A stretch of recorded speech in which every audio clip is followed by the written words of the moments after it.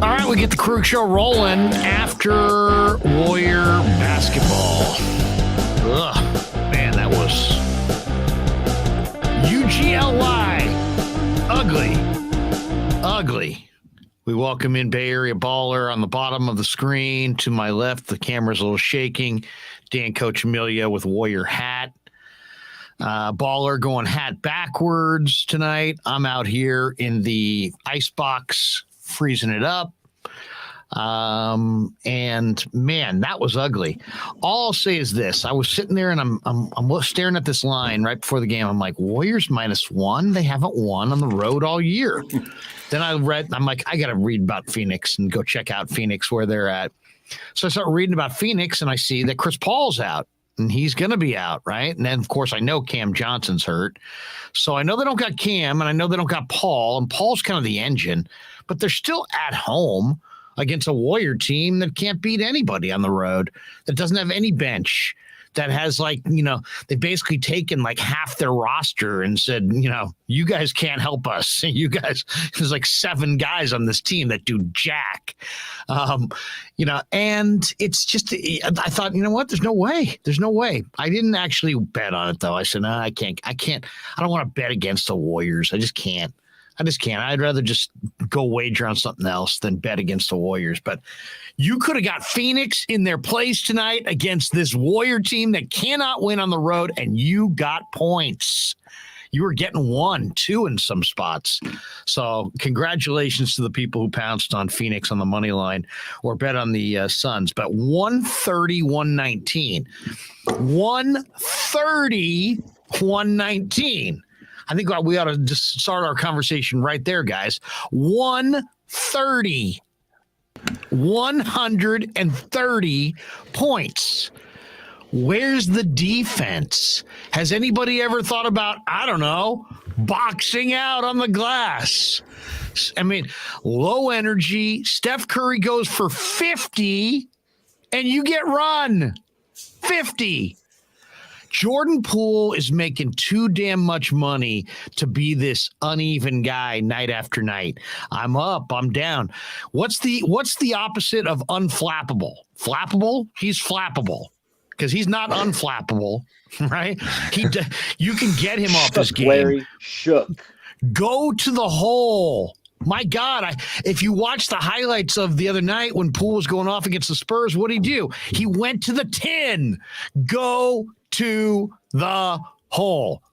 You're on the second unit. Shoot the rock. I mean, my God. Steph Curry went for 50, and you guys got run. And it really, the Warriors are 0-8 on the road. Worst road record they've had in 30-some-odd years. At least. The 0-7 they said was the worst since 89-90. Now they're 0-8. They're 27th in the league in defensive rebounding rate. They were 6th last year. Last year, they were a top-tier defensive team. Now they're a bottom-tier defensive team. They're getting 0 on a regular basis out of James Wiseman, G League. Kuminga was sick. Moody gets no run, no play. All guys who were signed 2 weeks ago. I got milk in my fridge that's been around longer than some of these guys that are playing in front of Moses Moody. Iguodala's there for the golf. He might as well be on a vacation. I wonder if he's getting a tax write-off.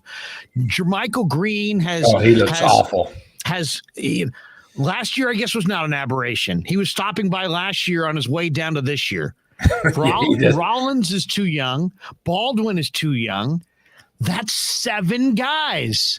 You got 7 guys on your roster giving you 0. You can't win that way. And they're not beating anybody on the road of substance, that's for sure. I don't know what the answer is, but they can't get 0. You can't be too young, too old, this, that, to this. You got to have players. You got to get rotation players. Phoenix didn't have Cam Johnson or Chris Paul, and they just looked so much deeper. I mean, look at their roster tonight. Look at the Warrior roster. Unbelievable. Unbelievable that Golden State was a title winner last year, and look where they're at right now. Now, the sky is not falling. I'm not saying the sky is falling, but Klay Thompson, you need to come off the bench. Jordan Poole, you need to bring it every night. Every night. Go to the hole. You're one of the quickest guys with the ball in your hands. Beat people off the dribble. Go to the hole. He doesn't do that. He's passive. He's uneven. He's sometimes the motor's on, sometimes the motor's off. He's taken out of his flow too easily. He is the key cog in the second unit. Act like it. You're the driver of the bus. You're making all the cash. You got to hoist. You got to go to the rim. Everything's got to emanate off of you. So I don't know. I don't know what to say about this Warrior team. They had given up 100 points through 3. It was 103-89 at the end of the third quarter. And I'm sitting there, I'm writing my notes. I'm like, where the hell's Jordan Poole? And then what's wrong with the Warrior D? Is it Mike Brown? Is it GP2? Why is this great defensive team suddenly can't play defense? All right, I've thrown out a lot there. The Warriors are bottom 5 in the NBA in defense and defensive rebounding. Somebody make sense of it for me. All right, there's my soliloquy. We got a bunch of people in the box here. Danny up top, Bay Area baller on the bottom. Rye's got the sweatshirt going. Size probably in the green room, his own green room, if you know what I'm saying. But he'll be joining us. Just trashing it. He'll be joining us. His own green room. Yeah, well, or greening his own green room. He'll come in here. His eyelids will be he'll be half mask. Here's what I'll say.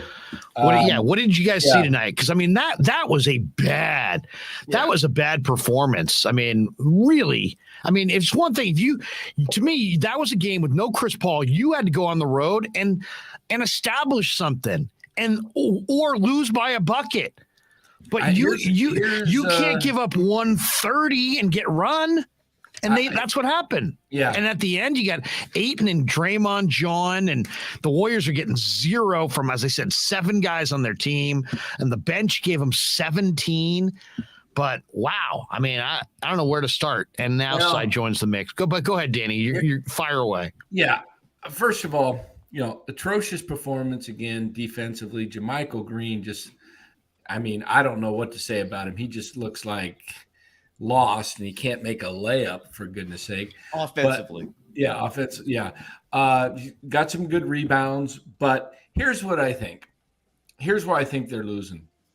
Every team, especially teams like Phoenix, are jacked up to beat the Warriors, and the Warriors are not up.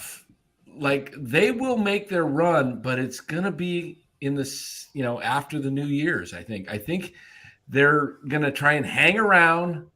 There's games scheduled between now and January. I know, I believe. but I just don't think it's such a long season. That's not good news. I know they're coming off. It's November. We've got the entire month of December and then 10 more days in November or whatever. I just think they're coming off of a long season. Wow. Probably their most emotional championship run because it was their most unlikely, and what they had to do to beat Boston took everything out of them, I believe. Agreed. And that they are not fired up. It's obvious. You could see it in their faces, their play. Like Curry Kerr at one point on the ESPN broadcast, they had him talking to him and saying, you guys got to dig deeper if it's there. He wasn't imploring, hey, look, guys, get it together. He's saying, hey, it's got to come from you. And this is a pickup basketball game. You're playing like in a pickup game, which is very true. Mark Jackson made the comment, said what Steve Kerr said was right on, because you can't make your players do this. You've got to have them come. It's got to come from themselves. So I think, and then I just heard Tim Legler just speak just a few minutes ago, said he picked them to win the championship. Who? And he says he's Tim Legler. Yeah. And he says, I'm not coming off that. he said, I think they are just not up for these games. And you can kind of see it. They will come around, and once they turn it on, but they're not ready to turn it on yet because they know they've got May and June to, they don't want to turn it on so early. It's just disappointing because Curry is the one guy that is fully up for these games and fully locked on. But I mean, what do you guys think? I think again, that storyline that's going to kind of continue. It's like Jordan Poole had 0 made field goals today. He was never able to find a rhythm. Klay, again, another kind of poor shooting performance. Klay back in the start. I mean, that's like the only difference from this game to last game, besides a little Kuminga. It was Klay playing, starting, Poole kind of being a non-factor. And I mean, it's just in the past, it seemed like you could always count on Draymond and Klay to be, they were your other leaders, both on the floor and in the locker room. And I don't know. It almost feels like Curry has, I think I said this before, but it feels like ever since that Boston game when Draymond was a little in his head and Curry was like jawing with the crowd and trying to get everyone like Matt, the crowd on him to take the pressure off Draymond. It seems like continuing, I don't know if it's because of the punch, but it seems like Curry is the emotional leader now. He's the one like almost barking at people. And I don't know if that's a result of the punch or not, but it's like Curry can't be everything in one if they're going to win. Go ahead, Baller. You want to jump in? And then we'll let Cy be the cleanup hitter here. I do. The Suns, they shot over 50% from the field and over 50% from the three-point line. It's hard to win a basketball game when you let the opponent do that. Not only Steph Curry, we know he was big time. He dropped 50. But after that, it was the rest of the team was just like meh or bad. Like Dan was saying, JaMychal Green was awful. Jordan Poole was struggling all night. Jordan Poole went to the rim one time, got his shot blocked by Landale, didn't go back in the paint for the rest of the game. All right. So I'm with Ryan. Jordan Poole. By the way, guys, I'm here to announce officially each one of us tonight have we're not just, I normally don't pay the people on the show, but each one of us tonight, each one of us tonight get one of Jordan Poole's shots. So he took 5 shots, one for each of us, and we can decide at the end of the show which shot was for which of us. Why is he taking 5 shots? And they're paying a guy $35 million eventually someday. He's taking 5 shots. So I make it make sense. What's going on with Jordan Poole? Why is he so uneven? That, to me, that's a major part of this. Klay Thompson, Klay's regressed. You know what? Klay has regressed. I understand that. I don't understand Jordan Poole's nightly ups and downs. Why doesn't he just go to the hole like he did in the Spurs game? You're right. The inconsistency of it sucks. He played 27. He had 8 assists. So the defense has been opposing defenses are squaring up on him a lot more. And you're seeing that he has not adapted his game to evolve and deal with that properly in terms of scoring. But he had 8 assists. Look, he was a clear concern. I'm still, like I said, give Klay 3 more weeks. Okay. Give him till second week of December, judge him all you want after that. I still have a lot of faith in him, man. Like it just has not clicked for him yet. You even saw like the last minute of the game where he was just fooling around at that point. But all of a sudden, like with the pressure not there, shots were just falling. He had 2 straight threes at the end, nothing but net. He started making like difficult 10-footers, 15-footers, just toying around. It was almost like practice for him. And you saw that like the talent is there. It's just not clicking mentally yet, and it will. I have faith in him. But I saw some things tonight that encouraged me. I think, first of all, Dan, man, you're right on. I 100% agree with you. Do you agree with Dan? This guy right here, Dan? Yeah, no, he nailed it, dude. He nailed it. Right. Like ESPN had this graphic tonight of like the worst 50 game starts to a season by a defending champion ever, right? And the Warriors, the only team worse than them, in terms of health not being a factor, because the Warriors are healthy, right? They just are sucking, is the 2002-2003 Lakers. Like they started 5-10 and they still won a title. They're going through they were going through the motions like the Warriors are now. What's concerning to me is like the effort thing is coming from Draymond himself. Like Draymond is not giving 100% right now. Wiggins is not giving 100% right now. A lot of these uncontested threes that you're seeing, like, and that's what drives me crazy, man. I don't know about you guys. Like, every time I saw anyone like on the Suns shooting those threes just wide open, I was losing my mind, man. They didn't even have their 3-point marksman, and they still dominated. Cam Johnson is a absolute awesome 3-point shooter. They don't even have him right now. Campaign and they still score 130. Yes, I mean, Campaign was 6 of 10 from 3. KRueg was 3 of 6 from 3. Mikal Bridges, like, I felt like every shot was going in. He was 5 for 8 from 3. They were shooting lights out, but a lot of it was just a lack of aggressiveness. And they're getting killed on the offensive glass. Don't forget they're getting killed on the offensive glass. I think the Warriors had 1 offensive rebound in the first half. That might be right, but it's aggressiveness. It's just and all these things like Jordan Poole is the one player you can clearly pinpoint right now. Klay's obvious, but again, I just give him a little more time. I feel like he's earned the benefit of the doubt for people to just start giving up on him in November. You know, I'm not going there, man. Give it a few more weeks for me. Jordan Poole is playing awful right now. I think JaMychal Green tonight actually played great, except for when he tried to actually score. And I think if you use him as a defensive player, like his plus minus, he led the team in plus minus. He was +7 tonight. And if you just let him play defense and rebound and offensively, just tell him to just get the fuck away from that ball, man. Find an open shooter. I'm sure that'll build his confidence. Yeah, but that's not his role. I mean, the Warriors have always been smart. Excuse me, JaMychal. Just one thing on your offense. Get the fuck away from the ball. Fuck away from it. Get like a hot potato, man. Go ahead. Finish up. Moses Moody did not play until the fourth quarter. The Warriors in the last game, that Spurs game, found a second unit that works, and that involves Moses Moody. The moment Moody came in, offensively they were sucking because JaMychal was taking all the damn shots and missing like easy layups, but defensively they were stout, and Moody was +6. So there's bright sides to take from this. It's just so early, dude. This is a dynasty going for championship number 5. Draymond Green looks lazy and apathetic out there. That's what I'm saying, that thing about the emotional leader thing. Like, I feel like because of the punch, he has not been his normal kind of dogged self, which normally like that gets himself locked in. And possibly. So Rye's going more, the Young and the Restless, the All My Children, the soap opera route. He's going, the world turns as the Warriors turn. Oh, so tell us, Larry, who was your favorite character on that? It's amazing. You liked Erica, didn't you? Seriously, I had a roommate in college that seriously would be like, dude, get out of here. I'm watching All My Children. We'd be like, dude. Days of Our Lives. I had a girlfriend.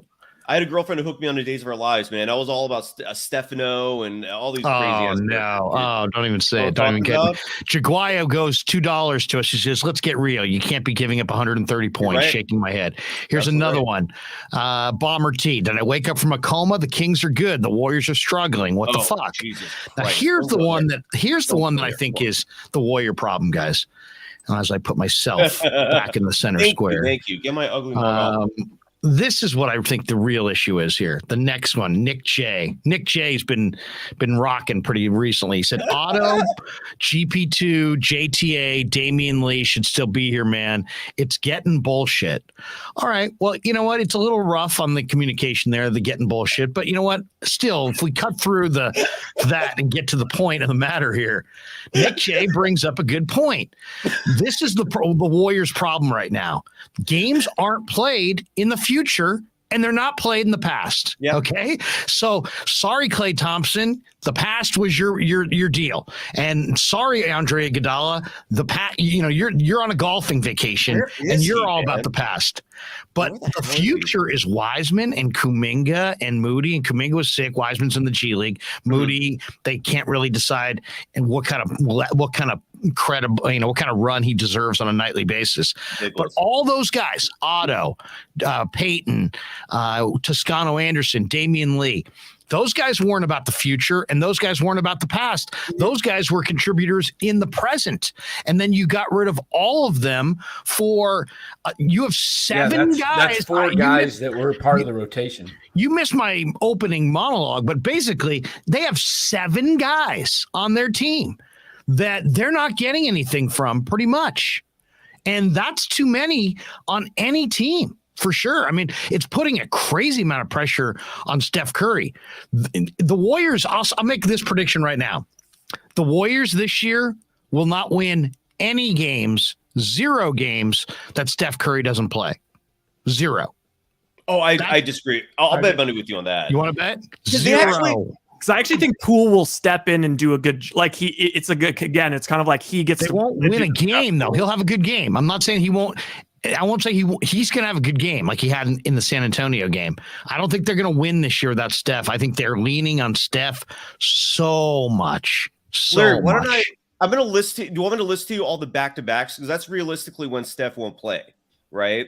And he's not going to play in any of the back-to-backs? Well, I'm just saying if he is have a game without Steph, he'll play, but realistically, when he does get a rest, it'll be on one of the back. It'll be on one of those, right? So how many are there? Just tell me how many there are. Well, there's probably like 12 left. So it's either going to be like at the Pacers, so in Indiana. If I'm wrong on that, I'll be wrong by 1 game or 2 games. It's not going to be a big number of games. This team is my point is just that they're leaning so heavily now on their stars because they got rid of their entire bench rotation for the future. Why Lee? I never understood that. Like, why'd you get rid of Lee if you're not going to play Moody? What was the point of that? Right. So they got rid of Lee. They're not playing Moody. They got rid of JTA, who's a good 2-way player in the present. He's not raw. He was ready to play. GP2 was playing meaningful minutes. Awesome defender. Otto's, a lottery pick who was still in the prime of his career. Where did Otto go? Toronto? Did he go to Toronto? Toronto. Yeah. How's he doing this year up there? Nick J's like, each loss increases the chance at Wemby, baby. We're not going there. They're not going to be in there. They're not going. And the Warriors, they can't get there. Whoever gets injured. Guys, I guess the question is, what is it about Jordan Poole? Let's talk about Poole for a second. Okay. What is it about Jordan Poole that makes him uneven? Why can I was saying before, he's the opposite of unflappable. It's like he can so easily get thrown off rhythm. He's got great talent. I thought he reminded me of like, if I backed away a few feet from the TV, to me, the other night against the Spurs, I felt like I was watching like a mini version of Russell Westbrook. He was just going to the hole with aggression, with speed, and looking like so much the fastest player on the floor. Where was that tonight? Larry, here's a stat. You want to talk about Jordan Poole's consistency from last year? Last 20 games of the season, everyone guess how many times he didn't go over 20 points in the last 20 games. We had that incredible run, right? He went under 20. He was only under 20 points 2 times, and one was 18 points and one was 19 points. Yeah, right. So what's going on with him this year when they need him to be the focal point of the second unit, and their second unit's doing absolutely nothing right now? You would think with all the rest of these guys who took shots now not being there, and his game, and we're actually go one-on-one and go to the hole, you would think that he would just be a total dominator. If you had told me just logically, what do you think you were going to see from Jordan Poole? I would have said, man, he's going to put up big stats on that second unit because he's got the shots are all going to come his way. But instead, he looked incredible. He looked like an NBA All-Star against the Spurs. Tonight, he took 5 shots. And he wasn't hurt. I mean, going back to the starting point, like even remember in the playoffs, like when Curry came off the bench for like for the Denver series, and it was like Poole's like averaging like 28 a game. And then he got moved to the bench role and he was a little inconsistent for the rest of the playoffs. So I just don't know. Is the answer to put Klay on the bench and start Poole? Because, I'm thinking I'm at a point right now where look at the number of shots. Klay is at a point where it's like he wants to shoot his way back and he wants to hoist a lot. And why not, since the second unit doesn't have anybody that wants to shoot it, why not play him on the second unit? And let him just, fire away left and right on that second unit. I'd rather take my chance. Then at least you've got, Klay at least getting reps with a unit that was, really costing you games. How bad could it be? I mean, well, it's also like you could start Poole and then you could like start Poole, but then like bring in Klay so that he plays a little bit with the starters, then a little bit more with the second unit, and then, bring Poole back to do some. I just think it's all about getting Poole going early. Then he can play with the second unit. For me, yeah, Jordan Poole's got to get into a rhythm. Tonight he was not in rhythm. When Steph was out, or excuse me, when Klay was out, Jordan Poole got in a great rhythm. So I think a lot of that is Poole feeling his way through a game, and when he knew he was in the starting lineup, he lit it on fire. But that's where I'm at with Jordan Poole. And one thing I wanted to touch on was the offensive boards. They gave up 14 second chance points in the first half. And all of a sudden, that Jakob Poeltl conversation started creeping back into my mind, because I'm wondering, are you dreaming Jakob dream? I'm not too far away, but if we get in a Western Conference playoff matchup with a Jokic, with an Ayton, I mean, the way Wiseman's looking, we got Kevon Looney, and I thought Looney. I don't know. I don't have the box score in front of me, but I don't think Ayton didn't really go off on us tonight. I thought we did a decent job containing Ayton, but I'm looking at the future. He had 14, 7, and 2 assists. Okay, so I mean that's a solid game. But do you guys think we're going to need to add another big at some point? Looking down the road, if at a potential Ayton or Jokic matchup. I'm not saying we shouldn't, or I'm not giving an opinion. Except that I don't think the Warriors would, just because you've seen their past history, you've seen their patterns. Like Kerr hates bigs, but then you also look at. I mean, we had Verjao, Bogut. I mean, they're not McGee. They're not opposed to first to it, but they're happy with what they have. You know what I'm saying? Like I doubt they're going to, especially with JaMychal Green. Like I think they're going to be happy with him as their backup center until Wiseman hopefully develops. Like, look, I understand the focus on Poole. It's valid. I understand the focus on Klay. I mean, those things are valid. But ultimately, the Warriors' offense is fine. I mean, they have the third scoring offense in the game. I think they're second in efficiency. Like, they put up 119 tonight. Putting up points isn't the issue with this team. Like, they have no defense, and now the offense. Kerr's begging them to play defense. We got on the TNT. They gave us the live mic. He's sitting there cajoling them and begging them, encouraging them, and trying to make sense to them to what? Give effort.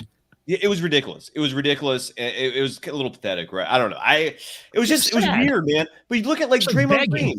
Draymond Green had 2 rebounds tonight. What the hell is that? I really think Draymond is this year. I love him. And I think obviously he's a huge part of this whole dynasty, but this year he has been doing a phenomenal job going under the radar in terms of playing like shit. And a huge part of it is he's improved his offensive game a little bit, and people are focusing on that, even though tonight he had 9 points. He had that 3-pointer. Look, he had a 9.8 assist game, right? You think, okay, great. That was awesome. You put up some stats offensively, and the Warriors scored 119 points, but you only had fucking 2 rebounds. You had no offensive rebounds. How many of those threes that Mikal Bridges or like all these guys, they're hoisting wide open threes, KRueg, were Draymond's assignment, And sometimes he leaves the big man to try to contest those threes, and maybe it's not his fault ultimately, but that ends up falling on him. But there's stuff like that needs to get corrected, and I think it goes back to Dan, man. I want to give Dan love. I really think this guy right here. This, this the Warriors are a team that they've had so much success that Draymond has admitted this repeatedly. It is hard to wake up for these games for him. I wouldn't doubt if they just left tonight's game and just went in their covers and slept soundly. I don't think you saw Draymond and Curry over at the end of the game laughing, Yeah, these guys they're not. I'm not worried myself. They're not man. worried. You said the Lakers, the 2002-3 Lakers, they were 23-23 until they took off and finished 48-32. Yeah. So they won 25 of their last. They went 25-9 their last 34 games. So I kind of see that going on with the Warriors, just because like it's so hard to get emotionally up for games that, you know, it's kind of like what the outfielder Castellanos say for the Phillies is like he was known as a really bad outfielder, and then in the playoffs he became this like Gold Glove right fielder making all these diving catches, and he said it's really hard to stay alert and motivated for these regular season games. So I think when it gets down to it, the Warriors are going to turn it on. Here's what, you know, it won't happen, but I would even love to see Kerr just go, you know what? I'm just going to let these young guys play 3 straight games, and I'm not even going to play the big guys at all. I'm just going to sit you guys and let you watch because you don't feel like playing. Maybe that'll get you juiced up when you watch and you see what, you know, how about this? How about, you know, sports is best when it's a meritocracy. How about next time Travion Williams grabs 20 rebounds in the G League, they promote him and tell one of these other donkeys to go back. Hell yeah. You know? Ty Jerome, you can wear civvies in Santa Cruz, you know? Yeah, if these guys can't get motivated to play. The other thing is, you look at the guys that were contributors last year: Peyton, Porter, Bielitsa, and JTA. All guys, older guys, hungry for a championship. Yeah. Speaking of hungry, Dan. I'm about ready to break out some snacks tonight. I went to Costco today. I got some new stuff to try on. Seriously, for the show. I'd like. Could you demonstrate? Can you at least bring us what you have in the Costco cupboard so we can choose? Let's do this. Let's choose Danny's snack. This will be like we'll turn the show into an interactive deal. Show us 3 snacks. 3 snacks that you'll consider. We'll vote on what you eat. It will be interactive with a man in his 60s and late night snacks. All right, let me finish my comment, and then I'll step away. All right, back to your comment. I'll bring in the samples. You're very serious about your sports comments. Back to your sports. So I think these younger guys that won titles like Kuminga, Moody, Poole, Wiseman, they didn't really fight for anything. It was just like, hey, showed up, we won a championship. So they're probably coming back this year like, that was pretty easy. This league's pretty easy. And now they're seeing, dang, I'm going to have to fight to play. You know, these guys are after us. And I really do. I think, you know, you look at Curry, Green, and Thompson, those guys didn't come and start winning the first couple years. It took them, they had to go through crap and hell to start winning and turn it around. Easy on the language, man. We got some young people here. For fuck's sake, I haven't dropped an F-bomb ever on this show. God damn you son of a bitch. Will you clean up the language? But Dan, you say that under the premise that the young players aren't hustling or they're not hungry. No, I just think they're not. I think they are hustling now because I don't think Kuminga, I think him sitting was like, oh, I'm going to be on this bench if I don't go balls out every play. Maybe. And I think, all I know is when they play them, they do fine. You know, like except for Wiseman. Wiseman has had some weaknesses. I keep looking back to that Pelicans game, man. The last game of that road trip. Dude. They kept it close. They kept it close. And like you look at the stats, they were all in the positive. Look at tonight. Kerr waited until the 4th quarter to play Moody. Moody plays in 6 minutes of play. He's in the plus column. He's hustling. What are you saying? Kerr's Moody? Oh, well, I think some of that was garbage. Look at that. Yes. Danny B at the Chuckle Hut in Dayton on the 19th. 2-drink minimum. Tip your waitresses. But ultimately, what is the logic there? I'm a believer. Look at this. Look at this quote. Look at this quote from Kerr. Okay, this is Niners Warriors. Says Kerr quote tonight after the game. I've failed. I've got to bring these guys together. I mean, I agree. Yes. Steve, I love Steve. I think Steve's phenomenal. I think he's smart. Bring your donut. He's interesting. Bring the donut man on here. He does not pull punches. He speaks the truth. And to say I failed, I've got to bring these guys together. Yes, you have 7 guys on your team that are doing nothing. Yes. You're not getting enough out of the young guys. You're not. The older. I mean, you're only what you are. You'd be a disaster without Steph right now. Well, If Steph pulls his ankle right now, they are screwed. Done. Screwed. Dude, they're 0-15 this year without Steph. Maybe 1-14. Exactly. They're awful. So they look awful. Yeah. So here, how do you? Totes McGoats. Fire Kerr, man. All-Star Donuts. That's CK. Yes, right. The owner of the All-Star Donuts in Walnut Creek, CK. Every time I see him, says, "Man, they just got to fire Kerr, man. Fire Kerr. What are you going to do? Just got to fire Kerr." How do you build confidence? Confidence is one of the most important attributes in a young athlete. How do you build that if you DNP him night after night? That has been like my biggest qualm is how are you supposed to develop these kids, man? You literally voluntarily gave up on 3 of your veterans that you could have brought back, or 2 of them, JTA and Damian Lee. You just said, peace. We don't want you anymore.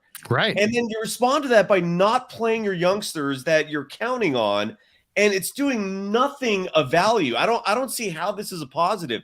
So what's the logic there, man? I don't get it. That's where Kerr's failed, and I hope he figures out sooner than later that he's got to play these kids. He has to. The other thing about that with JTA and Lee, those guys were 2 of the biggest guys that were off the bench, cheering and motivating and just having fun. And these guys look dead on the bench when the Warriors make a run. You're just like, it used to be guys were jumping up and down, waving. You want to see more energy, damn it. Let's get Ryan here. Ryan went the all my children route. Danny's going the emotion route. I was looking at the stats. One thing that really jumped out is Klay's second in the team in usage percentage. He's around 26%. That's like, I hate to say it, Klay, but that black thing behind your head that's kind of moving. What is that? What? That's the emblem. I like the yellow background. It's like you're on on PTI PTI or something. Black thing. Is that part of your earpiece? It's part of my headphones. Okay. Yeah, 26% is like, that's like Jamal Murray or I don't know. I can't really think of a good example, but that's like kind of guys that are chucking it. He's forcing it a lot. That's not what Klay should probably that usage should probably come down. I will also enter at some point the nuclear option does factor in, and I think that as much as Lacob, it's true that he is going to want to hold on to Wiseman and Kuminga and all these guys at all cost. But I do think that the nuclear option that Lacob would be down for potentially is trade all those guys for KD. If it's still available. Yeah, I would love if that's still an option. The nuclear option. That's the nuclear option. Do you guys feel comfortable with Joe Lacob and Kirk Lacob having their finger on the nuclear button? But who else goes in that part? Who else goes? Is it Poole or is it Wiggins? Because somebody told me you were going. No, it's probably Klay or Draymond. Really? Why? They don't have to do that. The Would Nets, make the salaries work? If the Nets make that move, it's all signals are it's done, right? It's a rebuild, and there would be no point unless you're going to turn them around for something. But are you saying that for salary purposes, like to match salaries? To make the salaries work, you'd have to trade either Wiggins. I think it might have to be Poole. It would either have to be Wiggins or Poole. I don't even think you can trade Poole, right? No, I don't think you can. Oh no, it'd have to be salaries next year. So for the jump, so that you couldn't match with him. It'd be like Wiseman, Kuminga, Moody. Maybe some picks and one veteran. I'd do it if I could get Claxton back in the deal because Seth. Seth. Seth would be nice too as another shooter. It'd probably have to be Wiggins, I'm guessing, because they play the same position. So Wiggins would probably be Wiggins the big makes guy to go. $30 million, yeah. And KD makes 40. Well, okay, let's just right now. It would probably be if the deal were Wiggins, Wiseman, Kuminga. Press that red button. Wiggins, Wiseman, Kuminga, and a pick. Heck yeah. For KD. For KD and Seth. Yes. That trade. That's the most Brooklyn, right now. Offer Brooklyn's going to get, I feel right now. Well, Brooklyn's not getting better offers than that. There's no way. No do that deal. In fact, get everybody Wiggins, on the phone. Wiseman, Kuminga, and a pick for KD. Even 2 picks. I'll throw 2 first rounders. And Seth. We're not locked on. You're locked on. So from the locked on perspective, Get that deal out there, Si. What do you think? Out there. Would your locked on audience give you the thumbs up on that? Because it's funny because it was a topic of discussion this summer. Larry, I think you and I were both saying go for it then. Yeah, I wasn't it made sense. to it. I mean, he's got 4 years left on the deal. But the public sentiment was so against it. They were like, we can't mortgage the future. Remember that? Like that was just the endless like crying point was you can't mortgage the future. Kuminga, bro, Wiseman. And now everyone is turned on them in a matter of like a month. And so I'll propose it. I got Kevin Dana coming on tomorrow. If any of you guys ever want to jump on, let's do it. I'll start that rallying cry. All right, so let me look at what KD's making. KD's making $44 million. Okay. Yeah. 44 mil. If you get Seth Curry, then you're adding another 8.5. So, you're about the trade machine. I'll bring up the trade machine. Yeah, that's what I was about to do, right? So you're about 52 mil. 52 mil. That's Brooklyn coming back. Okay. For Golden State, you got to add to 52 mil. 52 mil, that means it would either have to be Klay Thompson at 40 or Wiggins at 33. As the key. I think Wiggins fits better because of the same position. Okay, so it's Wiggins. Yeah, but I think that you'd rather have Wiggins going forward. I know. Of course you would, but the Nets would probably. Well, you know what? No, wait. And here's why the Nets may want Klay instead. Klay goes 40.6 this year, 43.2 next year, and then he's done. Where Wiggins has 1, 2, 3, 4, buy him 5, out if they want to. After this. They could buy out Klay, and they could probably move Klay in some deal to the Lakers for Anthony Davis. They could, they could spin Klay to the Lakers who want him. The Warriors aren't doing that for Klay. I don't think they would. I don't think they do. I don't think they would. I think Lacob's too loyal to. If it was Wiggins at 33, then then you got Wiseman at 9. It works. I mean, if you tried it, it works. Think about this. Wiggins and Wiseman works. Wiggins, Wiggins, Wiseman, Kuminga. Wiggins, Wiseman, Kuminga for Durant and Seth Curry. Yes. I mean, if they get rid of Klay for Seth, if they bring in Seth, get rid of Klay, I mean, that's. Would you guys all do it? Good. Now, here's the thing. My guess is the Nets will also want Jordan Poole. Do you do it if you also have to throw Poole in? No, they wouldn't. They wouldn't be able. They wouldn't. I don't think it works with Poole. As far as I don't think it absolutely does because Poole's only making 3.9. I'm going to do it on the trade checker on Rio GM. It worked. I just tried it and it worked. You could literally. I don't trust you. I'm doing it on myself. Okay. You can literally. Well, it's ESPN, but you can. I don't trust you. I don't trust you. I don't want to. I don't know if I can say that. I don't trust you. I think it's got to be Klay or Draymond. Let me see if this works. Because you want Durant? I think Lacob will get rid of those young guys, but he's not going to get rid of those young guys and then also get rid of Wiggins or Poole because then they're completely toast going forward. Well, you keep Moody, and you have 1 or 2 more championships almost guaranteed. I mean, it's like there is a benefit, I mean, you're right. There's pros and cons, but. I mean, is Poole a guarantee to fuck? Should we throw Jermichael Green in the trade? What's up? Should we throw Jermichael Green in the trade?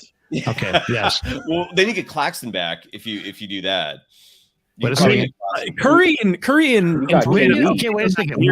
Wiggins signed a contract, and he cannot be traded until April 15th of 2023. That kills this year.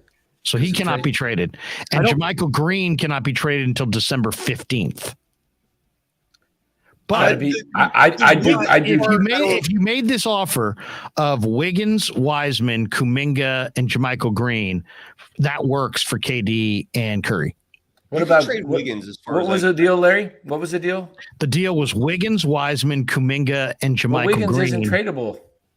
I think you can't trade him until April, but but that's after the trade deadline, so that kills this year. But I'm just saying this summer if you wanted to make that trade. We're talking about this year, though. No, I know. ESPN Trade Machine is not saying that, for the record. ESPN Trade Machine is not saying you have to wait till April.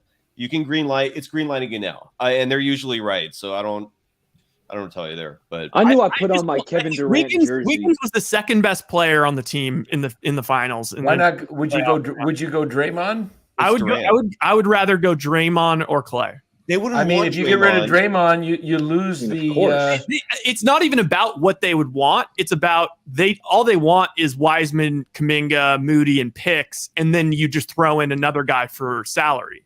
purposes. Well, the one thing you do with Draymond, I mean, if you trade Draymond, that just blows up your whole thing, man. It blows up the chemistry of the team in the sense of on the court what he does, but it may solve some of the issues we don't know about. That I mean, KD can play. KD is all of a sudden is your small ball 5, and he's your 4, and then Wiggins is the 3, then Poole at 2. Oh, that's with Klay. Well, I mean, so if Klay's in the deal, then all of a sudden you can go Curry, Poole, Wiggins. You got to be realistic here, Ryan. If we're really going to talk about Klay, you got to. I don't think they're not going to get rid of Klay because exactly. They love him neither too much. Draymond too. I don't think it's doable. I don't think it's a doable deal, to be honest. But I mean, at what point do you have to just say, look? I mean, is this about feelings or is it about championships? Hey, I'm with Rye. Joe Lacob, this is a guy who's always looking to get better. And if Klay's not cutting it come trade deadline and Kevin Durant is on the table, I got a comment covering me up, but otherwise you'd be able to see I put on my Kevin Durant jersey. There we go. I moved you. Klay's shooting 30% and he's not playing defense. So it's like, I mean, I trust in him to be a guy come playoff time, but okay. You know what, guys, we're hitting on a point that I think is probably one of the most interesting points of. Can we move the trade machine out of the way now? Yeah. Get back to Larry wants to see. There we go. I gotta see Put myself yourself in the center there, Larry. I could be like Gary back in the day. We used to do that on show on TV. Be like on TV while he's on television. Be like, how am I looking? But Gary, you realize you're doing that on television. He's like, oh yeah. No, but here is we've come to the fork in the road where I think this is a good discussion point. The Warriors dynasty is evolving to a point, and if it's in, whether you agree with me or not, we all agree that the day's coming. Now, you could argue it's there. You could argue it's down the road. But where there's going to have to be the buck stops here kind of a tough thing. Yeah. One of the greatest attributes of Jerry West was, and why he's revered as this incredible basketball personnel genius, is all the personnel geniuses in all the different sports have a relative coldness to their personality. The one thing about Bob Myers, he's as warm as anybody that you've ever met. He's like the warmest GM of all time. Somebody here is going to have to be the bad guy. Somebody here is going to have to say, hey, Klay, love ya. Bye-bye. Or, hey, Draymond, you're incredible. Thank you for your service. It's you, Larry. It's you, know Larry. What I mean? Larry, so somebody's going to have to tell these guys. Does it have to be me? I'll go down there. In fact, I'm going to finish. I'm going to go down there now. See you guys. No, but I mean, well, you're friends with one of the personnel guys, aren't you? Like one of the head top, like. Yeah, that's right. Larry Harris. It might be Larry Harris. Somebody's going to have to be the bearer of the bad news. Somebody's going to have to tell Steph, hey, Steph, I know you love these guys, but you're not running the show. We are. Well, and you can pitch it this way. Look, I know you're losing to piss off Steph potentially, right? So this is a major fork in the road. Would we all agree, guys, that this is to say goodbye after all this success and to pivot off of any of the core is going to be an emotional, difficult thing, something that could change the way everybody feels about everybody else. And the 49ers did it with Ronnie Lott. And Joe Montana. But I mean, you got Kerr, you got Myers, you got Lacob, you got Steph, but then you got, what do you do with Klay? Klay's regressing. I mean, nothing. What do you do with Draymond? Draymond can't rebound anymore. What do you do with Wiseman? He appears to be a bust. What do you do with Kuminga? He needs to play. What do you do with Poole? He gives uneven performances. Somebody's going to have to either admit to some mistakes, or somebody's going to have to be the big boy and make a trade. You know what I mean? This team looks. I just watched the Sacramento Kings the other night. They don't look. This Warrior team is not appreciably better than that Kings team that I just watched 2 nights ago. Not. That team's got good talent too. Not right now. Not right now. On a night-to-night basis. Yeah, that team, that team, and this team, they're close. I mean, I know that's not the way it was thought of at the beginning of the year, but based on what our eyes are telling us in the present, that's reality. So, I mean, the Warriors just gave up 130. They got a bad defense. They got older guys. They got young guys that aren't ready. Kerr just said it. It's up to him to bring it together. It hasn't come together. They got 7 guys on their roster that are giving them nothing regularly. I mean, Klay, okay, if they get rid of Klay, though, I know it's like, oh my God, that's like losing a brother. But as far as packages that could come back and make you literally gain a brother back. Gain Steph Curry's actual brother plus Kevin Durant, who is also kind of family still. I don't know, but I mean, my question is this. This is the pivot in the road. If you had to say, I mean, you're going to the finish line with Steph? We all agree. We all know that. Yeah. Are they going to the finish line with Klay, or is he going to finish somewhere else? Are they going to the finish line with Draymond, or is he going to finish somewhere else? Are they going to see the Kuminga and Wiseman thing all the way through to either they're a bust or they're a star, but they're doing it here, or are they moving those guys on? Somebody's going to have to be the decision maker. Is it Myers? Is it Kerr? Is it Lakeup? Is it Dunleavy? Is it Zaza? Is it Cy? Is it me? Who's going to make this call? A group thing. I think it could be Larry, because Larry is the guy that said, there's a relative coldness to my personality. Yeah. You just picked up some amino acids and some tanning pills. I just picked up some. And then he says, you're reading my tweet. Farhan, playing Farhan. I'm just going to keep making nothing moves until they fire my ass. Oh, did you like my tweet from earlier today? Yes. Wait, would they have they would have Durant, Curry, Wiggins, and Poole are all already locked up under contract for 4 years. Oh, that's for 4 years? 4 years. But the question, I guess, guys, is this: tell me who does the buck stop with at Golden State, and which guy between Draymond and Klay, or both, are you not going to the finish line with? The answer is Bob Myers. Bob Myers, I think he's got a relationship with all these guys where if news needs to be broken directly face to face, Bob has no qualms laying it out there and speaking it as it is. And as far as who's going to stick with the Warriors, I mean, I could see Draymond and Klay potentially finishing their careers elsewhere. I would, and I think right now Klay's got one more year after this year. I could see them, because of Draymond's contract, he can walk next year if he chooses, but he'll probably opt in. But based on the contract and based on the circumstances before in practice with the Poole situation, I could see them wanting to move if they were able to do the deal with KD and Seth, and it was one or the other. If it came down to one or the other, and Brooklyn was willing to take either or, I could see Myers definitely going the Green way, putting Green in the deal, just because it would be like, okay, that situation is gone. If they're going to move on with one or the other, I would definitely believe it would be Green at this point. I mean, KD's having an MVP. He's having a similar year to Steph, where he's just balling out and he's not getting any help. And the Kyrie situation. Also, it'd be kind of perfect. Like, KD would come back with kind of his hat in his hands in a respectful way. He's seen them win a championship without him, but also they kind of, they need him this year maybe. So I do think it would be kind of the whole Kyrie thing blows up. I could even see some sort of 3-team trade where, if it's Draymond or Klay, maybe they end up on the Lakers. Maybe Westbrook goes to Brooklyn or something. I don't know. Somebody says Cy should be the one to tell them. Oh, no. I don't support any of this. So no, I'm passing on this hard.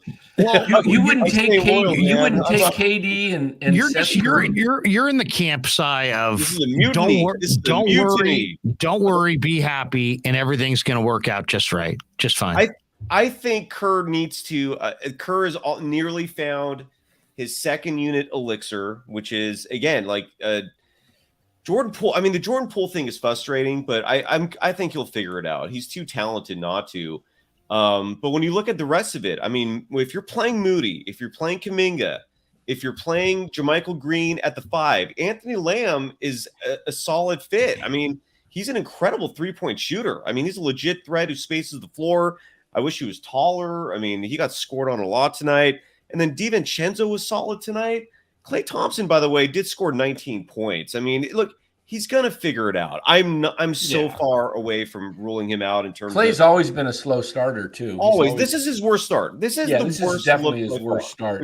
But he didn't do anything. He didn't do anything in the summer though. What's going to get him going?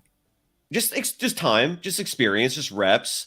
And I think the moment Kerr figures out, oh yeah, time for me to play these like athletic freaks who are just young that I'm really like for some reason tepidly playing. Like it's a joke what Kerr's doing with Kuminga and with Moody. You've been very critical of Kerr. With them, the ways handling his lottery picks, it's baffling to me. I just how would you if you could run Kerr and make him do what you want him to do? Yeah, what would it be? Well, what would he do? Like, your starting 5 is fine. It's just like they're relied on so much. If start playing the second unit consistently, give Kuminga and Moody 20 to 25 minutes a night. You voluntarily gave up Gary Payne II. You voluntarily gave up Otto Porter Jr. You voluntarily gave up Damian Lee. Juan Toscano-Anderson, I'm sorry. I loved him as an individual, but I never thought he did much for the team on the court. He was a great cheerleader and played a few decent minutes here and there, but they're fine without him. The rest of those guys you voluntarily gave up under the premise that you're going to be playing your 3 young guys. And then you came into the season. I think part of it is ego. Larry, what's your friend's name that comes on the show a lot? Red? Is that his name? Frank Red. Frank. Remember how Frank the other night, he said the reason why Quindary Weatherspoon is not with his team anymore is because of ego, because he actually spoke out publicly and said he's worthy of a guaranteed deal. So the Warriors, like, they have to look in the mirror a little bit too and check their own ego in terms of making decisions like that. I think that's what's going on with these youngsters. I don't approve of it because it just doesn't make sense, man. You're the decision maker for the Golden State Warriors, and you're not making logical sense, and that drives me crazy. That's let me give you one. You know, I'm only good with obvious stuff, right? I'm not good with like nuanced stuff. Like when I went all my children, I that was deep. That was deep, and there's nuance, and I got to think about the emotions and after the punch and before as it hit his face. What happened to the chemistry of the team? What's going on? I'm real good with more obvious stuff. All right. They were good on defense. They lost this guy. Mike Brown was a huge loss. Eric, they lost a great defensive coach. Okay. They lost a greater defensive stopper in GP2. Oh. And suddenly, they're shit on defense. I wonder how it happened. You know, it's like so. Otto Porter was good on defense too because he could rebound, man. Who could? Otto Porter was a great rebounder. But I mean, as far as Mike Brown, legitimate, established, great defensive coach, GP2, established, great defensive stopper. You lose both of them, and suddenly you're bad on defense. And that's another reason, though, why I'm critical of the defense as well. Is if you're Steve Kerr, how are you not preparing for that? How are you not planning ahead of time and picking up the slack? I mean, this team was good on defense before Mike Brown got here. Mike Brown was here for 6 years, long run. He was responsible for 3 of the 4 world titles, but the Warriors did have their 73-win season without him. They won. They have Ron Adams, who's probably the best defensive coach, in one of the best defensive coaches in the history of the NBA. Yeah, let's do this. Let's do this before. Let Cy make his point. But Danny, we're going to call an official timeout here. Dan, go get 3 snacks that are palatable. Hey, Larry, I got to balance, my man. I love you, but I got to run. You don't have time for Danny's 3 snacks? All right, fine. I'll stay for the snacks. Right, I'll be right back. I'll be right back. Cy, I'm just joking. I'm joking. Hey, man, we'll let you go, Cy. We'll talk to you, man. All right, so then we'll let Cy get on. But Danny's going to get us 3 snacks, and then we'll decide which snacks Danny's going to eat. What do you guys think, though? Mike Brown, GP2, they lost a great defensive coach, a great defensive player. They're bad on defense. Just Is it as simple as just that? I mean, do they miss Brown more? Do they miss GP2 more? GP2 was a total stopper on the other team's best player. The sad thing is, I don't even think at this point last year they even were utilizing GP2. That's my thing is like they were like 18-2 and they weren't barely even using him, but Draymond was playing his ass off defensively and Klay wasn't in. They're almost going to miss GP2 more down the stretch when some of these great, awesome guys who are, on the Ja Morants of the world, you can't stick him on Ja in a series or, Luka in a series or, somebody for extended minutes and just say, that guy's an awesome scorer, but you're an awesome defender. Go, defend him. I think they're going to miss him a lot down the stretch. That's why they can't get rid of Wiggins. Because if you get rid of Wiggins, then it's like, who's the guy? Picking these guys up. KD maybe, but like KD is also older and coming off injury. I mean, the loss of GP2 definitely hurts defensively. We know how good he was on ball, off ball, but all I can tell you is the tangible things that I'm seeing on TV, and it's the open shots. I mean, how many open threes was Campaign hitting tonight, and then KRueger was lined up in the corner, and there's late closeouts.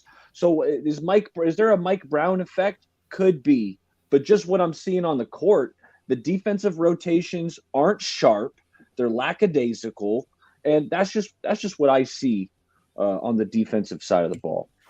Yeah, it's like attention to detail. It's like they're leaving, guys who are just camped at the line, and they're not extending their defense on them, and they're giving them relatively easy looks. But I also think, to me, like in the first half especially, an awful lot of times they're reaching in, they're not moving their feet, they're reaching in late, they're fouling. It's like the only way it's just a parade to the foul line. They've been in the bonus. Teams have been living in the bonus all year on us, Larry.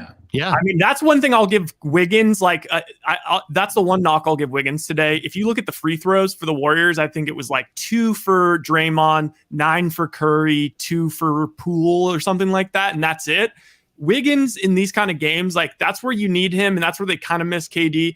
Wiggins needs to just get to the cup and just get to the line. Because that's how you stop a run. It's just like, go get to the cup aggressively, draw a foul.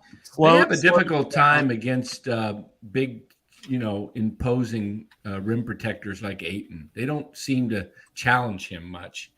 Curry will do it, but I'll tell you the other thing too that comes up watching this. It's like, go look at Klay Thompson at the foul line. Now tonight he took 4 free throws. He's a 90% foul shooter.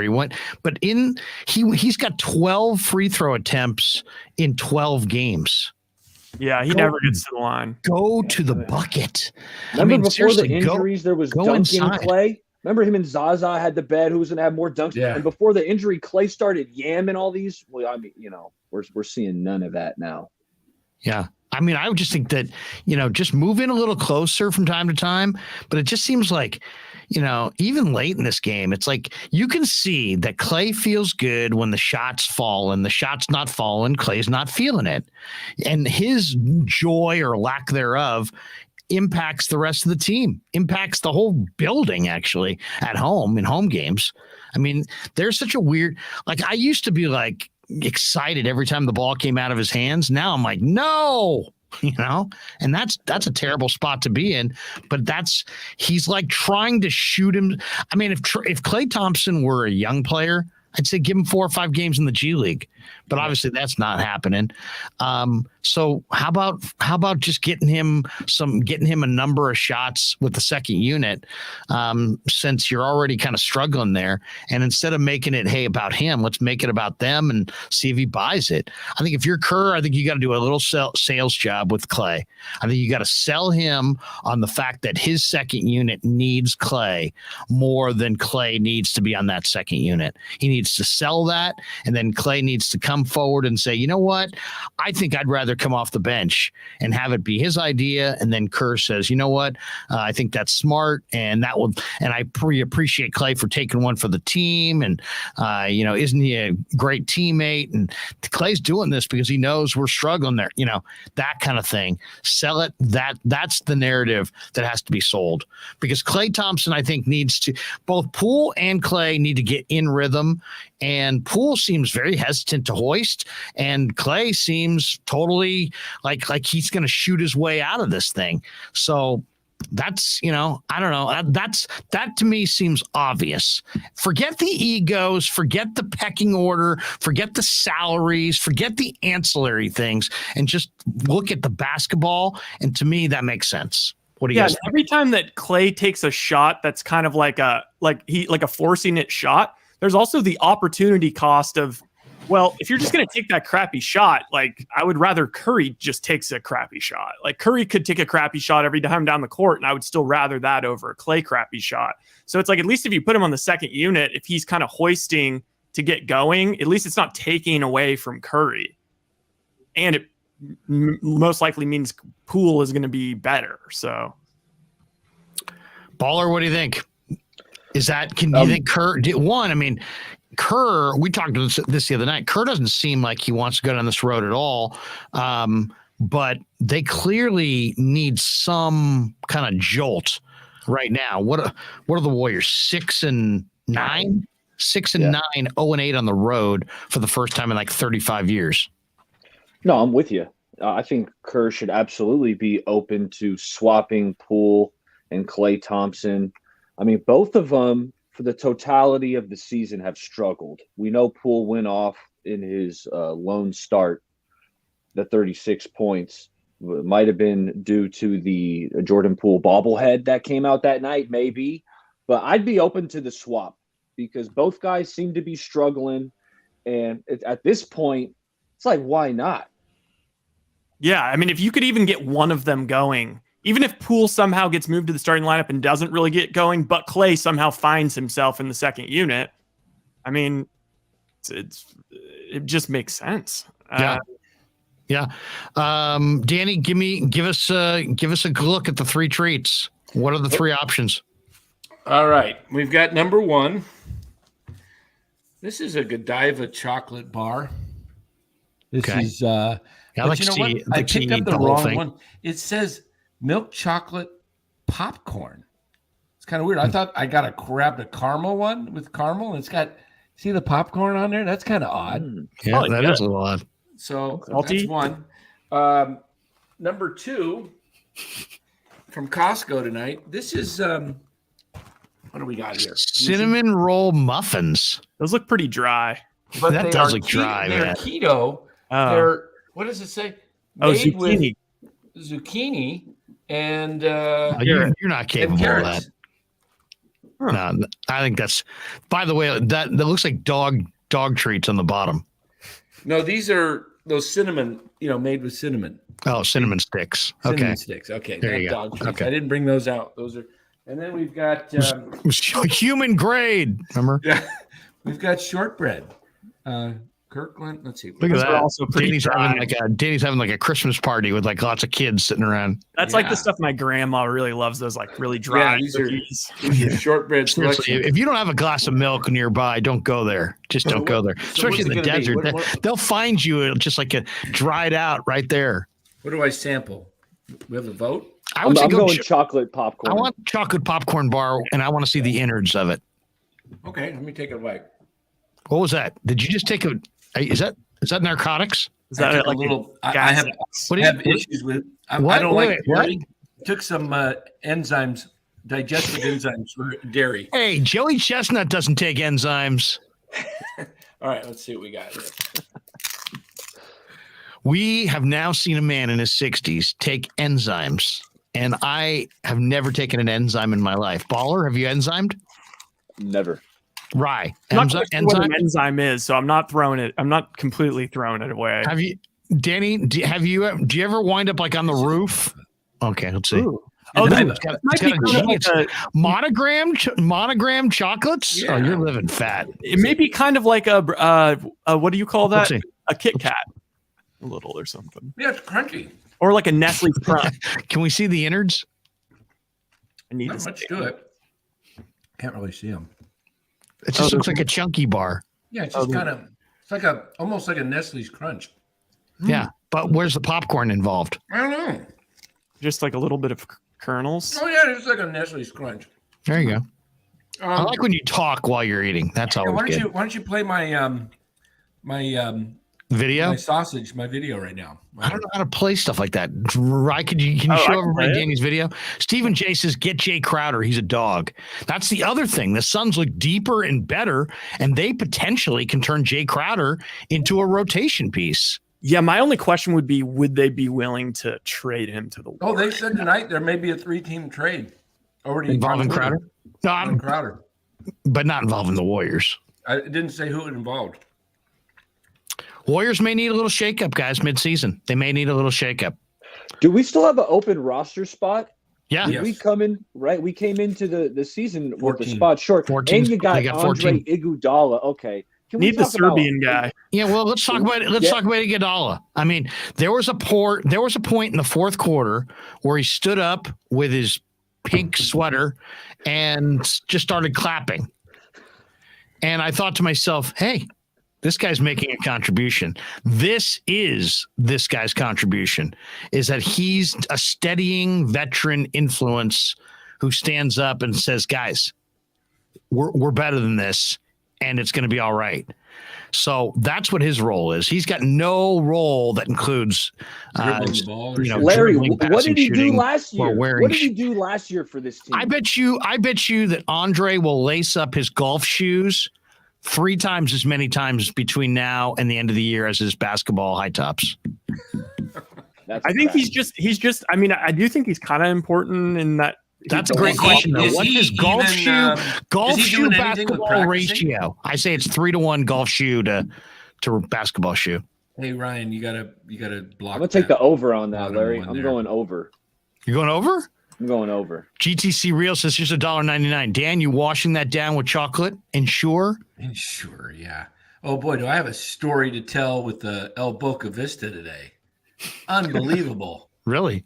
Unbelievable. Wait a I'm second. walking- Do you need to be in the center square? This might be a center Yeah, square. hold on. Let me step away and get the what was on my door today. Hold on. Okay. This is gonna piss us off, I bet. What did it say? Iguodala. But basically, Eric L says, any new Giants rumors, Larry? Yeah, here's a rumor. They're gonna suck. Okay, so This just Hey, in. Pasquale. Dan. Oh, Should I play it? Should I play it?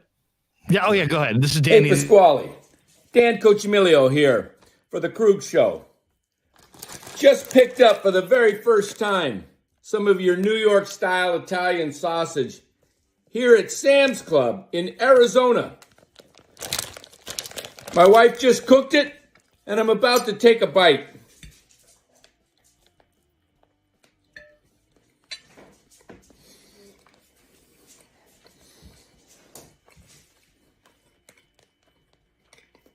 Man, this is good. Pasquale, when you winked and said you guaranteed we love it, you're right. This stuff is absolutely amazing. Best sausage I've ever tasted. Thank you, Pasquale.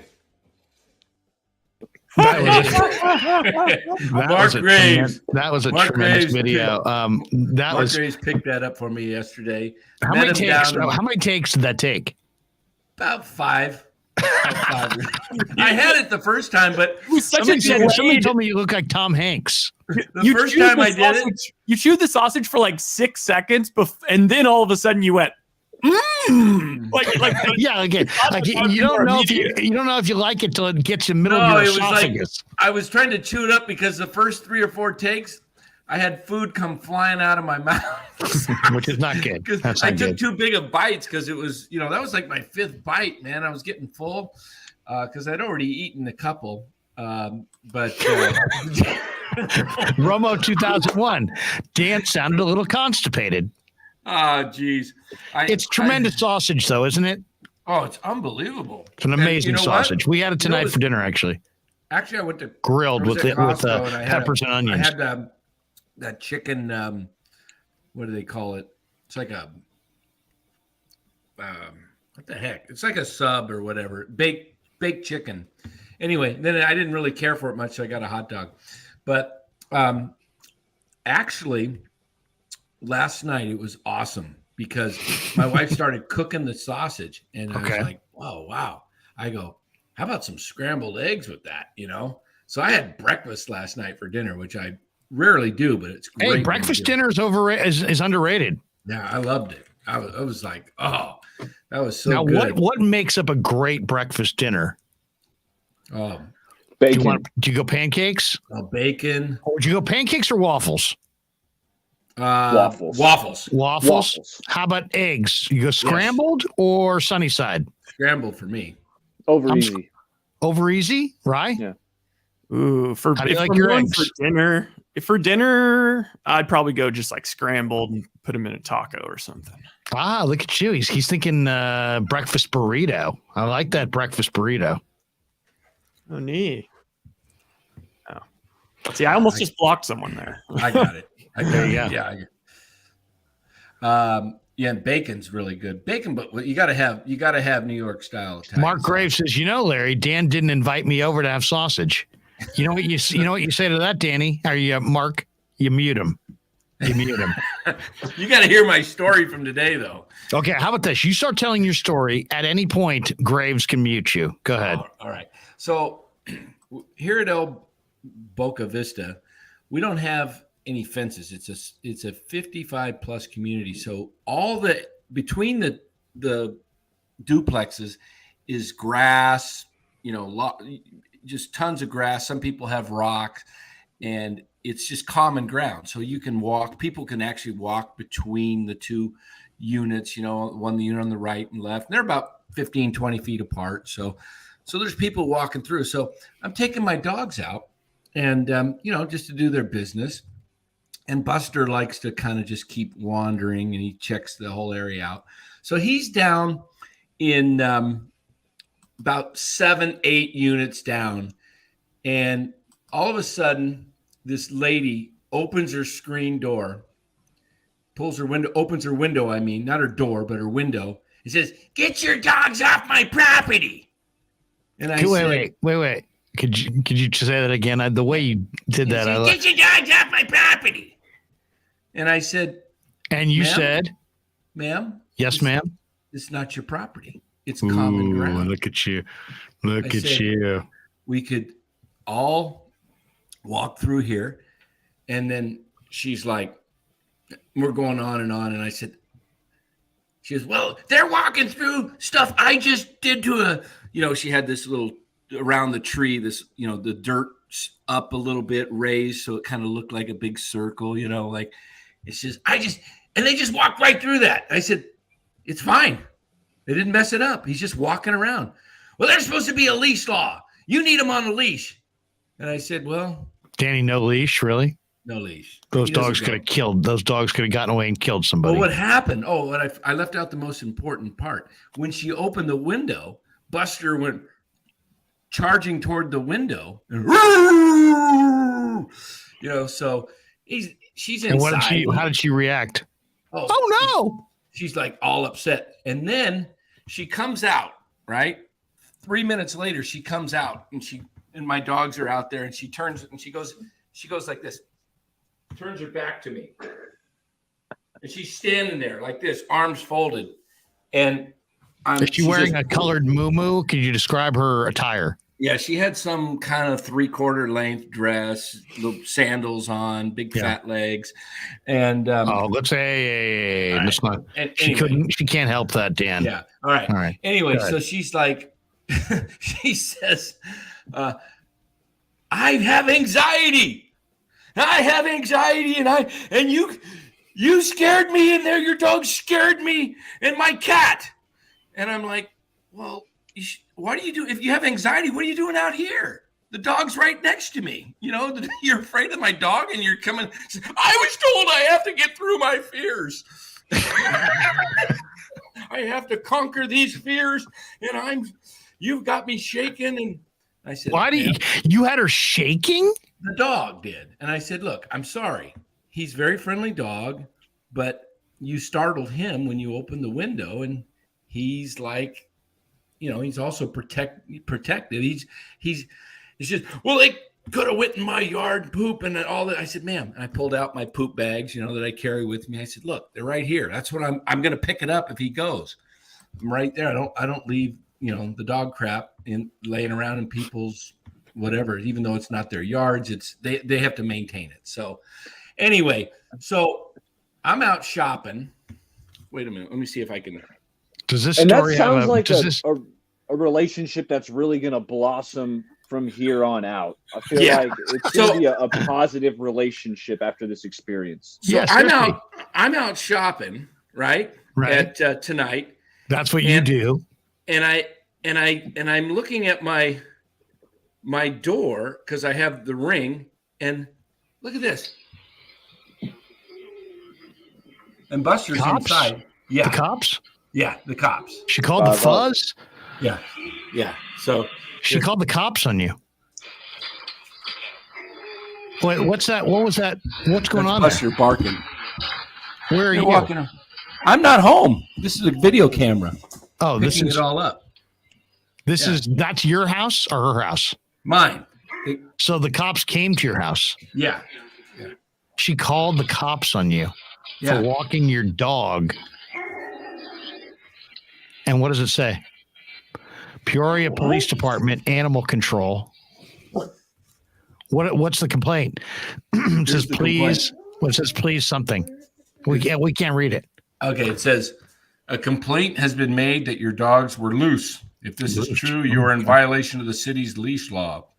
And then it says down here, please call in response to the above complaint. So I called, talked to the officer. He was very nice. He asked me what the situation was. I told him exactly what happened. He says, well, that's how it was described to me as well. So it's the same thing. Basically, he said, you know, just if you're going to have your dogs going around, just put them on a leash. I says, well, I mean, seriously, we're wasting the time of America's finest with that crap. Exactly. Seriously. I mean, and the lady's like, she was inside the house. Two guys who got a criminal justice degree at a major university have been fighting the good fight to keep Arizona safe for years, had to waste probably 30 to 40 minutes of their time because some old hag at Del Boca Vista can't deal with the fact that your dogs walked by her condo. My God. That's bad. Seriously, that is bad. It's just like I need some land, Danny. You got to get out and get some land. Well, this is just a temporary move here. This is going to turn into an investment rental property for me anyway.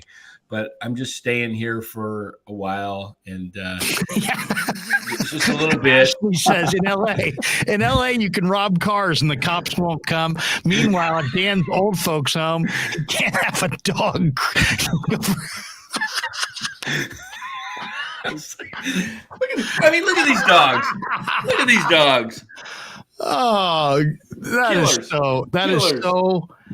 that's amazing. That's amazing. Buster. Seriously, I had my car. It was like 2 weeks before Christmas on Harrison Street in the city broken into. And I immediately called the cops and they're like, we're sending somebody.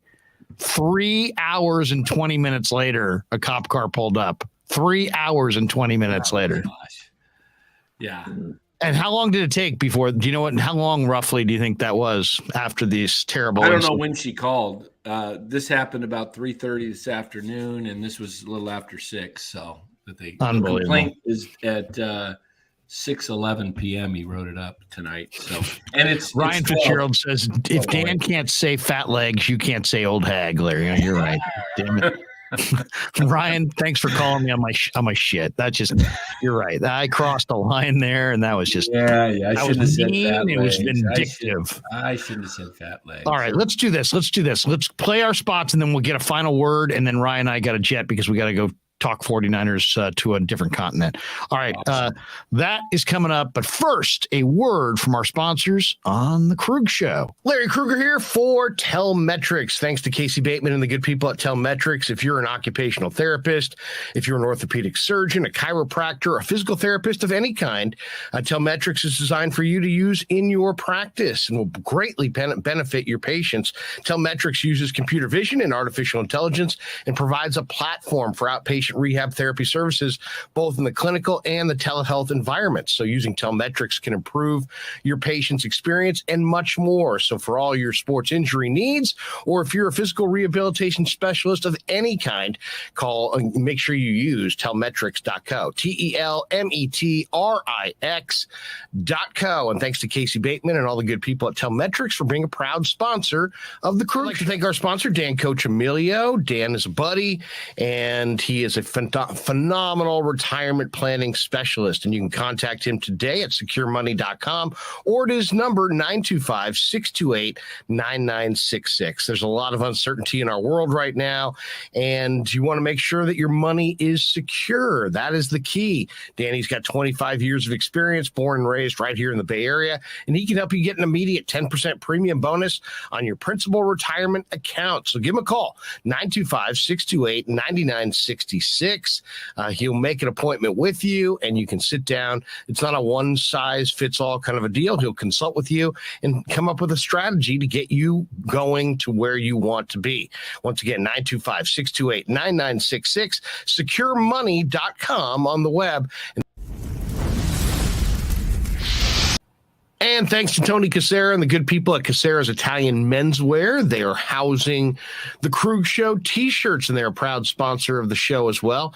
The Krug Show t-shirt, the Krug Show podcast t-shirt is available there at their store in Dublin. Their address is 7372 San Ramon Road in Dublin, California. And go see Tony Cassera and get yourself a Krug Show t-shirt and support the show. And special thanks to our sponsor, New York Style Italian Sausage. That's right, NewYorkStyleSausage.com is their website. Phenomenal product, whether it's the breakfast sausage, the Italian mild, the Italian spicy, the chorizo. You cannot go wrong with New York Style Italian Sausage. Once again, NewYorkStyleSausage.com. Often imitated, never equaled.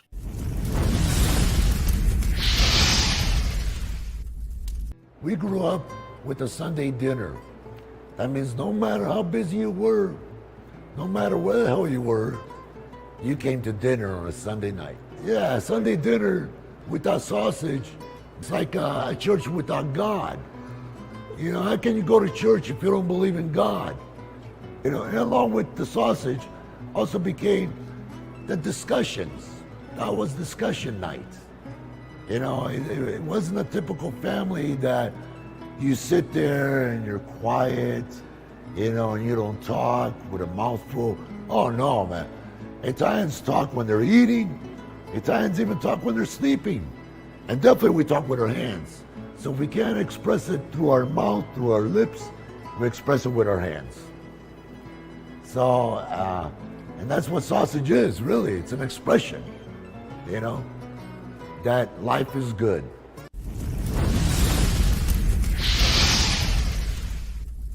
So New York Style Sausage was started over 70 years ago. We are the largest producer of fresh Italian sausage on the West Coast. What makes our sausage in New York style is really the recipe came from back east, from New York, you know, from Connecticut. If you look at all of our labels, there's maximum 4 or 5 ingredients, which we're really proud of. There's no preservatives, no MSG, fresh in, fresh out. The pork comes in fresh, goes out fresh. There's never any freezing throughout the process. We've always used fine quality cuts. We're never gonna deter from that. It's one of the reasons why our sausage is so good. I guarantee you put our sausage up against anybody else's from a flavor standpoint, no one will beat it, hands down. Hey, do yourself a favor and do me a favor. Go buy a package of the New York style Italian sausage. Guaranteed you will love it. Guaranteed.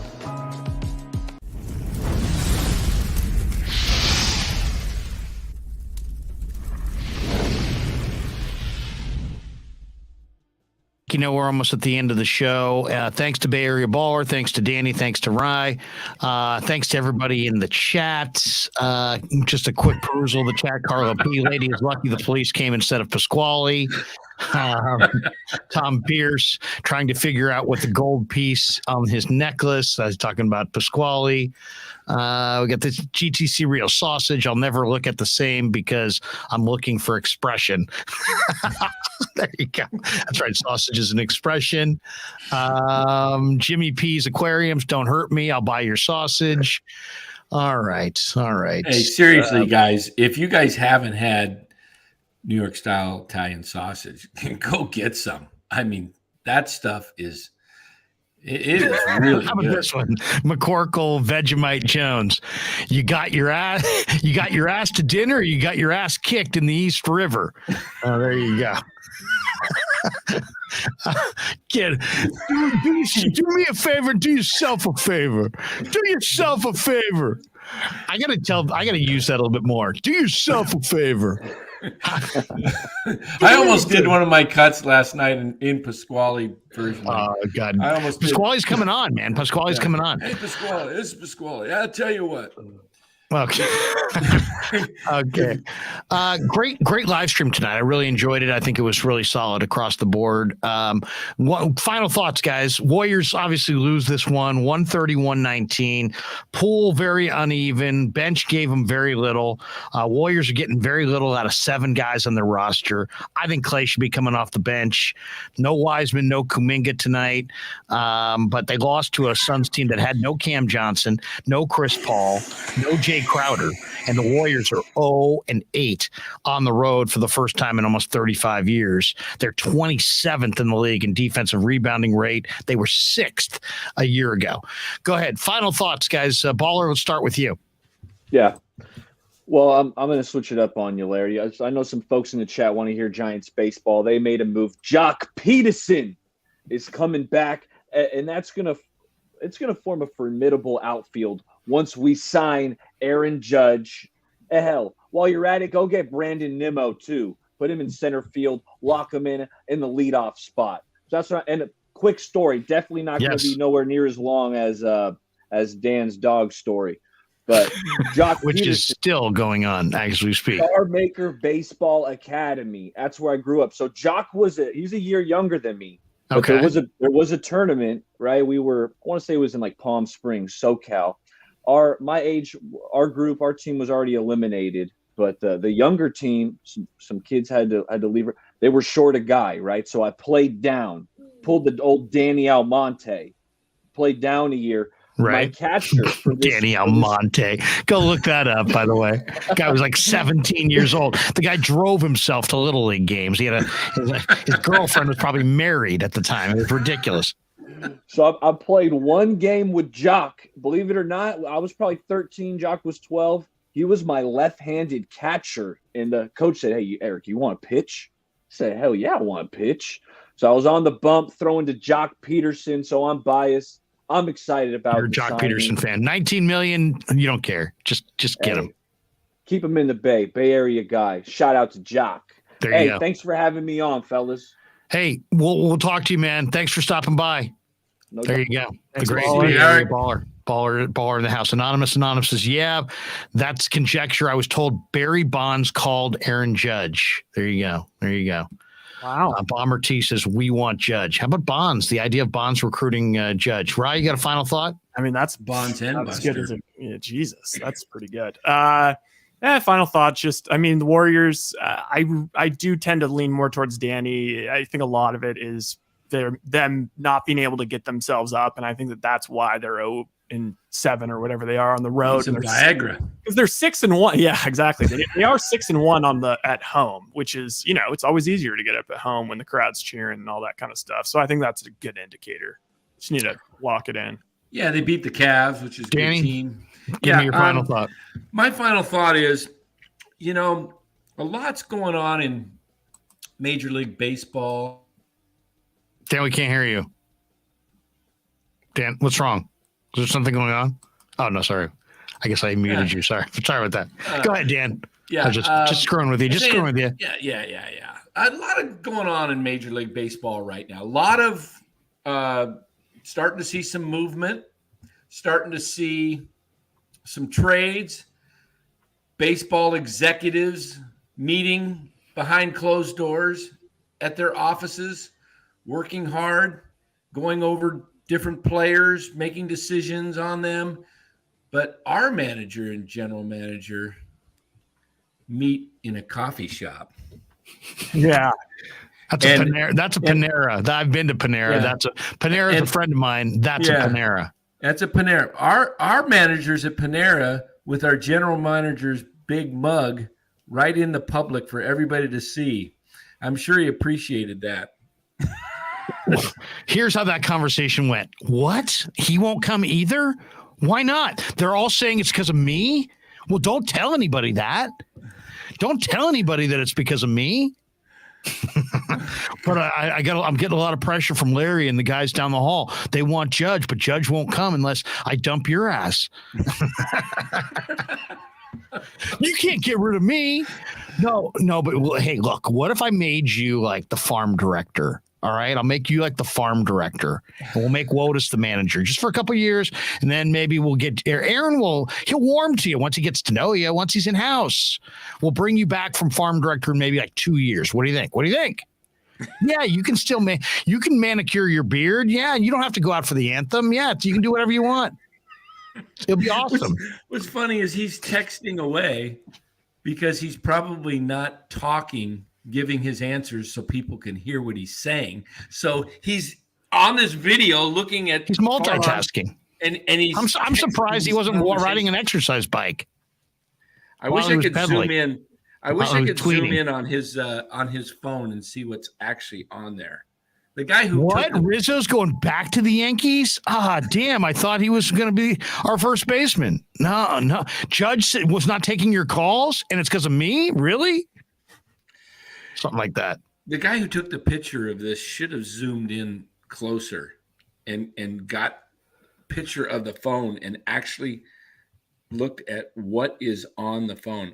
If that was me and I was Gabe, I would definitely have the screen to a wall. I wouldn't have it open to the rest of the.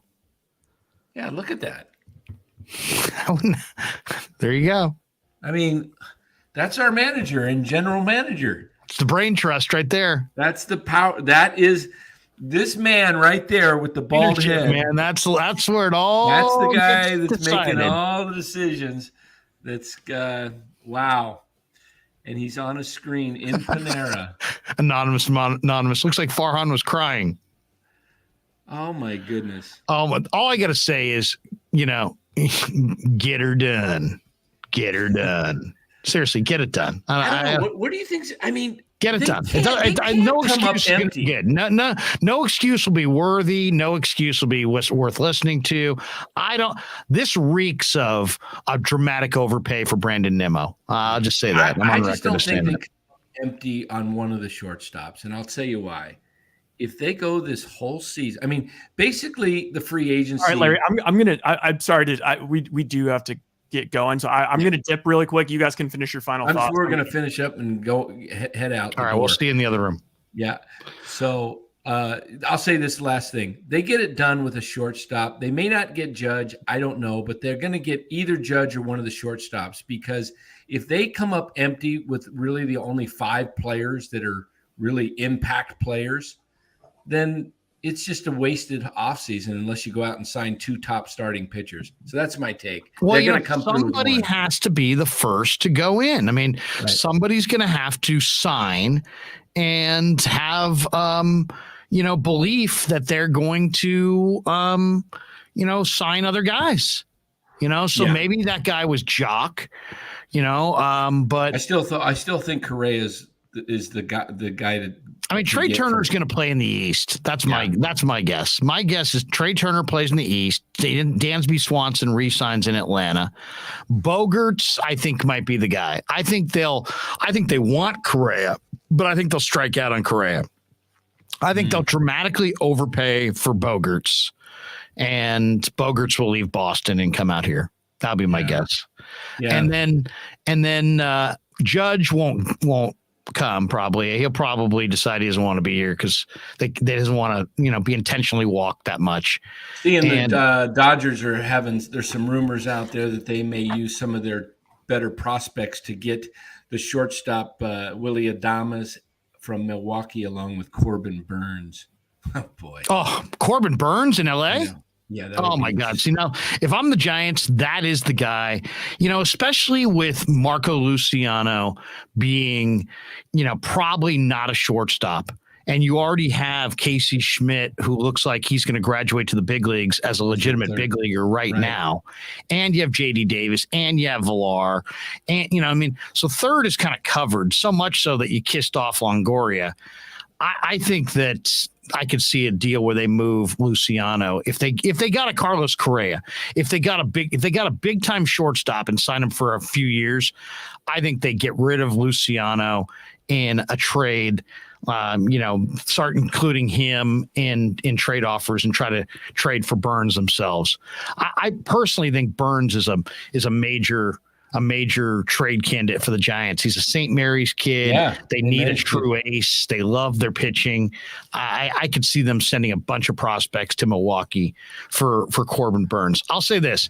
If they don't get Judge, obviously if you get Judge, you stick him in right field. He's your right fielder for the next decade.